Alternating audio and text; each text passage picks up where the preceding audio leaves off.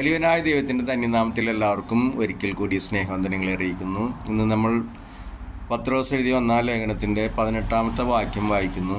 വൃത്യവും പിതൃപാരമ്പര്യവുമായുള്ള നിങ്ങളുടെ നടപ്പിൽ നിന്ന് നിങ്ങളെ വീണ്ടെടുത്തിരിക്കുന്നത് പൊന്നു, വെള്ളി മുതലായ അഴിഞ്ഞു പോകുന്ന വസ്തുക്കളെ കൊണ്ടല്ല, ക്രിസ്തു എന്ന നിർദോഷവും നിഷ്കളങ്കവുമായ കുഞ്ഞാടിൻ്റെ വിലയേറിയ രക്തം കൊണ്ടത്രേ. അതിൻ്റെ 2-ാമത്തെ അധ്യായത്തിൻ്റെ 9-ാമത്തെ വാക്യത്തിൽ ഇങ്ങനെ എഴുതി വച്ചിരിക്കുന്നു: നിങ്ങളോ അന്ധകാരത്തിൽ നിന്ന് തൻ്റെ അത്ഭുത പ്രകാശത്തിലേക്ക് നിങ്ങളെ വിളിച്ചവൻ്റെ സൽഗുണങ്ങളെ ഘോഷിപ്പാൻ തക്കവണ്ണം തിരഞ്ഞെടുക്കപ്പെട്ട ഒരു ജാതിയും രാജകീയ പുരോഹിത വർഗവും വിശുദ്ധ വംശവും സ്വന്തം ജനവുമാകുന്നു. വൃത്യവും പിതൃപാരമ്പര്യമായുള്ള ആരാധനകളെ വിട്ട് നാം കർത്താവായ യേശുക്രിസ്തുവിനെ പിൻപറ്റുമ്പോൾ മീഖാപ്രവാചകൻ പറഞ്ഞ പോലെ മനുഷ്യൻ്റെ ശത്രുക്കൾ അവൻ്റെ വീട്ടുകാർ തന്നെ. ചിലപ്പോൾ വീട്ടുകാരായിരിക്കും, ചിലപ്പോൾ പുറത്തു നിന്നായിരിക്കും.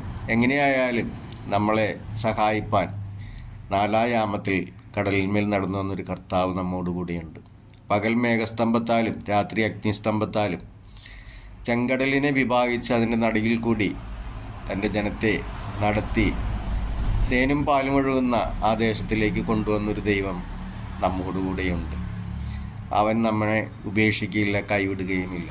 ധൈര്യപ്പെടുവിൻ, ബലപ്പെടുവിൻ, ക്രിസ്തുവിൽ സ്നേഹപൂർവ്വം.